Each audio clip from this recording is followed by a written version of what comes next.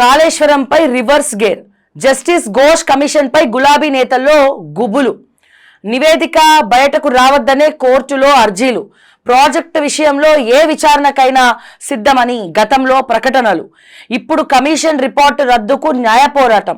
ప్రభుత్వానికి అనుకూలంగా ఉందంటూ ఆరోపణలు. కాళేశ్వరంపై బీఆర్ఎస్ పార్టీ రివర్స్ గేర్ వేసినట్లు తెలుస్తోంది. మొన్నటి వరకు కాళేశ్వరం ప్రాజెక్టు నిర్మాణంలో ఎలాంటి అవినీతి జరగలేదని, అంతా నిబంధనల ప్రకారమే నిర్ణయాలు తీసుకున్నామని బల్ల గుడ్డి చెప్పిన గులాబీ లీడర్లు ఇప్పుడు కమిషన్ రిపోర్టును రద్దు చేయాలని డిమాండ్ చేయడంపై విమర్శలు వ్యక్తమవుతున్నాయి. రిపోర్ట్ బహిర్గతం అయితే అసలు గుట్టు బయట పడుతుందనే భయంతోనే గులాబీ నేతలు కోర్టు మెట్లు ఎక్కారని విమర్శలు వినిపిస్తున్నాయి. ఎలాంటి అవకతవకలు జరగలేదని పదే పదే చెబుతున్న గులాబీ పార్టీ విచారణను ఎదుర్కొనేందుకు ఎందుకు జంకుతోందని ప్రశ్నలు ఎదురవుతున్నాయి. కమిషన్పై ద్వంద్వ విధానాలు. కాళేశ్వరం ప్రాజెక్టు నిర్మాణంలో ఎలాంటి అవినీతి జరగలేదని, కాంగ్రెస్ ప్రభుత్వం ఎన్ని ఎంక్వైరీలు వేసినా తమకు ఇబ్బంది లేదని బీఆర్ఎస్ లీడర్లు పలుసార్లు ప్రకటించారు. జస్టిస్ ఘోష్ కమిషన్ విచారణకు స్వయంగా మాజీ సీఎం కేసీఆర్, మాజీ మంత్రి హరీష్ హాజరయ్యారు. కమిషన్ అడిగిన పలు ప్రశ్నలకు సమాధానం ఇచ్చారు. కానీ కమిషన్ తన నివేదికను ప్రభుత్వానికి ఇచ్చిన తర్వాత మాట మార్చడం, రివర్స్ గేర్ పై విమర్శలు వ్యక్తమవుతున్నాయి. కమిషన్ ఏర్పాటు సమయంలోనే ఎందుకు అభ్యంతరాలు వ్యక్తం చేయలేదు? మరి కమిషన్ విచారణ భయం. కమిషన్ ఇచ్చిన రిపోర్టును అసెంబ్లీలో టేబుల్ చేసి పూర్తి స్థాయిలో చర్చించిన తర్వాత అన్ని పార్టీల అభిప్రాయంతో ముందుకు వెళ్తామని ఇప్పటికే రాష్ట్ర ప్రభుత్వం ప్రకటించింది. కమిషన్ ఇచ్చిన రిపోర్ట్ ఆధారంగా పోలీస్ విచారణ చేపట్టేందుకు సిట్ స్పెషల్ ఇన్వెస్టిగేషన్ టీం ఏర్పాటు చేయాలా లేక సిఐడికి అప్పగించాలా అనే అంశంపై సభ అభిప్రాయం మేరకు నిర్ణయం తీసుకోవాలని ప్రభుత్వం భావిస్తున్నది. కానీ రిపోర్ట్ బయటకు వస్తే అసలు గుట్టు వీడుతుందనే భయంతోనే గులాబీ లీడర్లు న్యాయ పోరాటం పేరుతో అడ్డుపడుతున్నారని ప్రచారం జరుగుతోంది. ప్రాజెక్టు నిర్మాణంలో ఎలాంటి తప్పు జరగలేదని బలంగా చెబుతున్న నాయకులు విచారణ సంస్థల ముందు హాజరై తమ వాదనలు వినిపించేందుకు ఎందుకు జంకుతున్నారు? తమ తప్పులు బయటకు రాకుండా ఉండేందుకే కమిషన్ రిపోర్టును రద్దు చేయాలని కోర్టుకు వెళ్లారా అనే ప్రశ్నలు ఉత్పన్నమవుతున్నాయి. సో ఒక పక్క బీఆర్ఎస్ లీడర్లో గుబులు అని చెప్పి వస్తుంది, ఇంకో పక్క సెక్రటేరియట్లో ఎవరైతే అధికారులు ఉన్నారో వాళ్ళందరూ కూడా టెన్షన్ ఉన్నారట. ఎందుకు? కల్వకుంట్ల చంద్రశేఖరరావు గారు మాజీ ముఖ్యమంత్రి వర్యులు హైకోర్టులో పిటిషన్ వేసినారు కాళేశ్వరం మీద.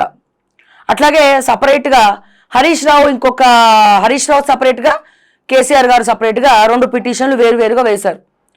సరే, ఇది ఇలా ఉంది, బాగానే ఉంది. ఏమైంది ఇక్కడ? ఏదైతే అంటే చాలా సీక్రెట్గా ఈ కాళేశ్వరం కమిషన్ ఇచ్చినటువంటి నివేదిక ఏదైతే దాచిపెట్టినారో, ఏదైతే కాంగ్రెస్ ప్రభుత్వం ఇప్పుడు రానున్న అసెంబ్లీలో ప్రవేశపెడదామని అనుకున్నారో ఆ కాళేశ్వరం కమిషన్ రిపోర్టు ముందే వెళ్ళిపోయిందంట బీఆర్ఎస్కి. అంటే ఎక్కడి నుంచి వెళ్తే సెక్రటేరియట్ నుంచి వెళ్తుంది. మరి ఆ ఇచ్చిన ఐఏఎస్ ఆఫీసర్ ఎవరు అనే దాని మీద ఇంటెలిజెన్స్ వర్గాలు తీవ్రంగా ఎంక్వైరీ చేస్తున్నాయట. ఇప్పుడు పాయింట్ ఏంటంటే, వీళ్ళు ఏమన్నారు? కమిషన్ రిపోర్టు బయటపెట్టట్లే, కాళేశ్వరం రిపోర్టు బయటపెట్టట్లే.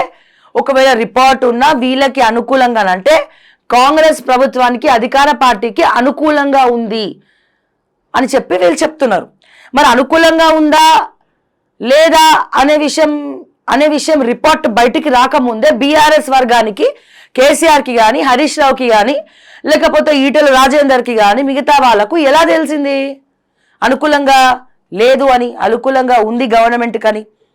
ఆ రిపోర్ట్ని కోర్టులో ఎట్లా సబ్మిట్ చేసిండ్రు? అసలు కాళేశ్వరం రిపోర్టు ఎవరి ద్వారా బీఆర్ఎస్కు చేరింది? హరీష్ రావు ఎట్లా తప్పించుకున్నాడు ఆ రిపోర్ట్ అనేదే పెద్ద అంతు చిక్కని ప్రశ్న. ఆ రిపోర్ట్ ఎవరి చేతిలో ఉంది? Chief secretary, CS, secretariat government, ముఖ్యమంత్రి తర్వాత ఎవరి చేతిలో ఉంటుందండి? అది చీఫ్ సెక్రటరీ చేతిలో ఉంటుంది. చీఫ్ సెక్రటరీ ఎవరికి క్లోజు? రామకృష్ణరావు గతంలో ఏ డిపార్ట్మెంట్కి పనిచేసిండు? ఫైనాన్స్ డిపార్ట్మెంట్కి పనిచేసిండు. హరీష్ రావు ఉన్నప్పుడు ఆయనే రామకృష్ణరావే, ఈటల రాజేందర్ ఉన్నప్పుడు రామకృష్ణరావే, తర్వాత బట్టి విక్రమార్క గారు వచ్చినాక రామకృష్ణరావే. అంటే వీళ్ళందరితోటి సత్సంబంధాలు ఉన్నాయి. అండ్ అట్లాగే ఆ ఫైనాన్స్ డిపార్ట్మెంట్లో ప్రిన్సిపల్ సెక్రటరీ రామకృష్ణరావే, బిల్లు పాస్ చేసింది, డబ్బులు ఇచ్చింది రామకృష్ణరావే. కానీ ఈ రామకృష్ణరావు అనే వ్యక్తిని మాత్రము కాళేశ్వరం కమిషన్ ఎంక్వైరీకి పిలవలేదు. సిగ్గుచేటిది. వీళ్ళని పిలిచినప్పుడు వీళ్ళని కూడా పిలవాలి కదా. మరి ఐఏఎస్లను సంతకాలు పెట్టిన వాళ్ళని ఎందుకు పిలుస్తలేరు అనేది పెద్ద క్వశ్చన్. సో సెక్రటేరియట్లో ఆ దొంగ ఎవరు? రామకృష్ణరావేనా ఆ రిపోర్ట్ బీఆర్ఎస్ వాళ్ళ చేతిలో పెట్టింది, లేకపోతే ఇంకెవరన్నా ఇన్ఫార్మర్లు కోవట్లు ఉన్నారా సెక్రటేరియట్లో, ఐఏఎస్లు ఉన్నారా? ఎందుకంటే గత బీఆర్ఎస్ ప్రభుత్వంలో అపర కుబేరులు అయినారండి. ఎవరండి అయినది? ఐఏఎస్లు. రజత్ కుమార్ అయితేనేమి, సోమేష్ కుమార్ అయితేనేమి, నవీన్ మిట్టల్ అయితేనేమి, ఓకే, సింగరేణి శ్రీధర్ అయితేనేమి, శరత్ నాయక్ అయితేనేమి, తర్వాత మన వెంకట్రామిరెడ్డి అయితేనేమి. సో ఐఏఎస్లకు గొప్ప వరం బీఆర్ఎస్ పార్టీ అధికారంలో ఉండడం. వీళ్ళని చొప్పు చెత్తలో పెట్టుకొని వీళ్ళని కమిషన్లు తీసుకుంటూ ముందరికి వెళ్తా ఉన్నారు వీళ్ళు. ఎవరు? ఇప్పుడు నేను చెప్పిన లిస్ట్ ఇంకా చాలా పెద్ద లిస్ట్ ఉన్నది. ఇంకా కొంతమంది రెడ్డిలు ఉన్నారు, అందులో రెడ్డికి సంబంధించిన ఐఏఎస్ ఆఫీసర్లు ఉన్నారు. ఓకే, నేను చెప్పింది ఇంకా చీమంత పేర్లే నేను చెప్పిన. ఓకే, సో వీళ్ళందరూ ఆస్తులు కూడబెట్టుకున్నారంటే కేటీఆర్ వల్లనే, వీళ్ళందరూ ఆస్తులు కూడబెట్టుకున్నారంటే గవర్నమెంట్ వల్లనే. మళ్ళీ వీళ్ళకి తెలియకుండా వీళ్ళెక్కడ పైసలు తీసుకుంటారా అని మళ్ళీ ఆ ఆఫీసుల మీద కూడా ఇంటెలిజెన్స్ నిఘా పెట్టించింది వీళ్ళే. మరి అందరూ జాన్ జిగిరి జిల్లి జప్ప. ఎంత జాన్ జిగిరి? ఇప్పుడు జయేష్ రంజన్ మర్చిపోయినా. ఎట్లా మర్చిపోయినా అబ్బా? జయేష్ రంజన్ కేటీఆర్ అమెరికా పోతే జయేష్ రంజన్ పోతాడు. ఇప్పుడు శ్రీధర్ బాబు రేవంత్ రెడ్డి అమెరికా పోతే జయేష్ రంజన్ పోతాడు. జయేష్ రంజన్ గురించి ఎవరికి తెలియదు? ఆయన వీక్నెస్ ఏందో అందరికీ తెలుసు. ఇక నేను ఆడపిల్లని అయిపోయిన కొన్ని చెప్పాలంటే,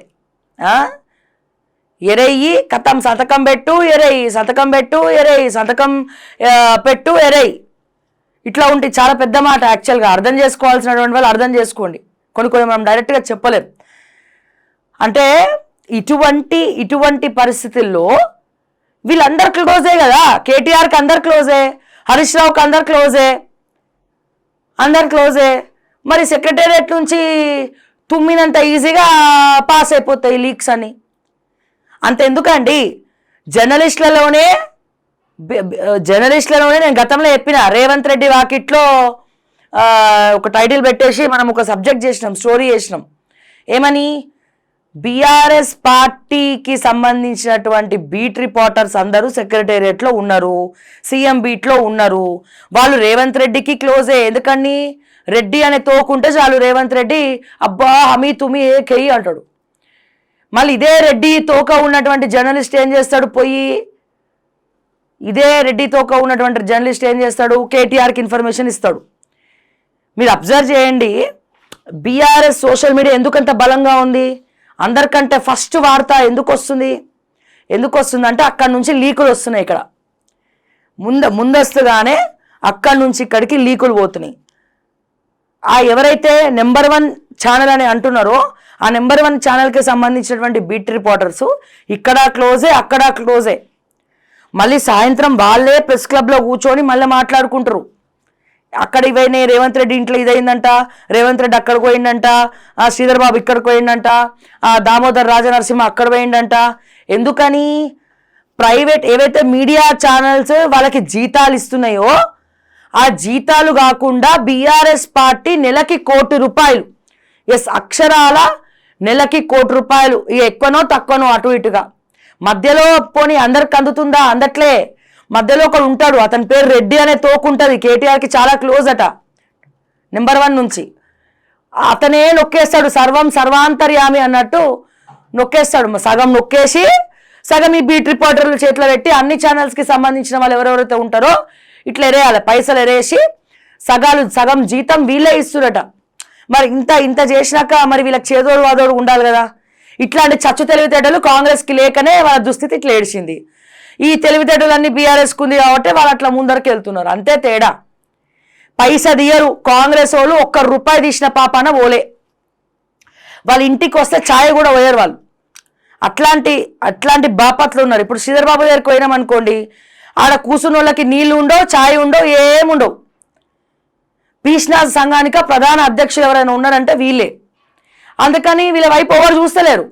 అరే వీళ్ళు కూడా జర్నలిస్ట్ వర్గాల్లో కూడా అరే వీళ్ళు ఏదో ఒక స్కాములు చేసిరు కానీ కొద్దో గొప్ప ఖర్చు పెడుతున్నారు కదా నాయన. అప్పుడప్పుడు ఆ పండగకో ఈ పండగకో మామూలు పంపిస్తున్నారు. ఇక్కడ చూస్తేనేమో ఏముండదు. ఒకవేళ ఇచ్చినా సగం రేవంత్ రెడ్డికి తెలియ, ఒకవేళ సగం ఇచ్చినా సగం వీళ్ళే నొక్కేస్తున్నారు. సో ఇట్లాంటివన్నీ జరగడంతో ఏమవుతుంది, ఇట్లా కేటీఆర్ పైసలు సగమే ఇస్తున్నాడు. పాపం కేటీఆర్కి తెలియదు ఆ విషయము. ఎప్పుడైతే కేటీఆర్ చుట్టుపక్కల ఉన్నటువంటి టీంని మారుస్తాడో అప్పుడే కేటీఆర్ బాగుపడతాడు. లేదు పైసల కోసం భజన చేసే భజన బ్యాచ్ని పక్కన పెట్టుకుంటామంటే ఎప్పటికీ ముఖ్యమంత్రి కాలేడు. ఇది రాసి పెట్టుకోండి. ఎందుకంటే 2 నాలికలు చాలా డేంజర్. అది రేవంత్ రెడ్డికైనా ఇటు కేటీఆర్కైనా. సగం కోవట్లు ఆ టీంలోనే ఏడిచినారు. ఆ విషయం వీళ్ళకి ఎప్పుడు అర్థమవుతుందో ఏమో తెలియదు. సో ఇప్పుడు ఏమైపోతుంది, ఈ సగం డబ్బులే వస్తాయి అటు వస్తాయి.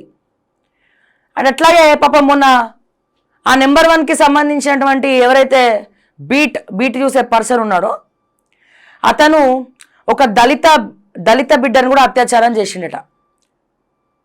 మహిళా కమిషన్లో నడుస్తుంది కేసు. మళ్ళీ అస్వంటి వాళ్ళని ఎందుకు వాళ్ళు ఇంకా ఉద్యోగాల్లో పెట్టుకుంటున్నారు? ఎందుకు ఉద్యోగాల్లో పెట్టుకోవాలి? భార్యనేమో అమెరికాలో ఉంటుంది. అయోధ్య రెడ్డి సీఎంఓలో ఉన్నప్పుడు ఇక మస్తు నడిచినాయి వీళ్ళే, పప్పులు బాగా ఉడికినాయి. ఎందుకంటే జాన్ జిగిరి జిల్లి చెప్ప అయోధ్య రెడ్డి ఉన్నప్పుడు. ఇప్పుడు మన్సూర్ సార్ వచ్చినాక పాపం ఏం నడుస్తుందో నడవట్లేదో తెలియదు. ఓకే, భార్యనేమో అక్కడ ఉంటుంది, ఇక్కడ ఈయన ఎవరు దొరుకుతారా అని చెప్పి ఈయన ఊర్లో ఎంబడ పట్టుకొని తిరుగుతూ ఉన్నాడు. అటువంటి వాళ్ళు మా కర్మ నెంబర్ 1 అని చెప్పుకునే ఛానల్లో పనిచేస్తున్నారు. ఇటు కేటీఆర్ దగ్గర తీస్తాడు ఆయనని, అటు రేవంత్ రెడ్డి దగ్గర తీస్తాడు ఆయనని. రేవంత్ రెడ్డి మాటలు కేటీఆర్కి, కేటీఆర్ మాటలు రేవంత్ రెడ్డికి మధ్యలో మంచిగా ప్రశాంతంగా ఉన్నారు. అంటే ఇంటి దొంగని ఈశ్వరుడైనా పట్టలేరు. ముందు సీఎంఓలో ఎవడున్నాడో కోవట్లు అదే తెలుసుకునేటువంటి పరిస్థితుల్లో రేవంత్ రెడ్డి ఉన్నప్పుడు ఇక ఎంత చెప్పినా ఏం లాభం? మనం ఏదైనా వాస్తవాలే మాట్లాడతాం కదా, ఉన్నది ఉన్నట్టు మాట్లాడతాం. ఓకే, సో ఇటువంటి దాంట్లో ఉండాల్సినటువంటి పరిస్థితి వచ్చింది. ఇప్పుడు ప్రాబ్లం ఏంటంటే ఎవరా ఐఏఎస్? బీఆర్ఎస్కు ముందే రిపోర్ట్ పంపించిన ఐఏఎస్ ఎవరు? హరీష్ రావుకు కానీ లేకపోతే కేటీఆర్కి కానీ కాళేశ్వరం కమిషన్ ఇచ్చినటువంటి రిపోర్టు బయట పెట్టద్దు అని చెప్పి కాంగ్రెస్ పార్టీ అధికార పార్టీ చెప్పిన తర్వాత కూడా చాలా సీక్రెట్గా దొంగతనంగా తీసుకుపోయి ఆ రిపోర్ట్ ఇచ్చినటువంటి ఆ యోధుడు, వీరుడు, శూరుడు చాలా భయపడుతున్నాడు. ఇప్పుడు అయ్యో ఎట్లా, ఇప్పుడు నా పరిస్థితి ఏంది, వీళ్ళు కోర్టుకెక్కిర్రేంది, సైలెంట్గా ఏదో చూసుకుంటారు రిపోర్ట్ అంటే లేక కోర్టుకి ఎక్కుతారా, అప్పుడు కాంగ్రెస్కి డౌట్ రాదా అని చెప్పి. అంటే ఇటువంటి పరిస్థితి అన్నట్టు లోపల. ఇంతకీ ఐఏఎస్ ఎవరనుకున్నారో మీకు ఏమైనా ఐడియా ఉంటే దయచేసి కమెంట్ రూపంలో తెలియజేయండి. ఐఏఎస్ మీరు ఎవరు అనుకుంటున్నారు?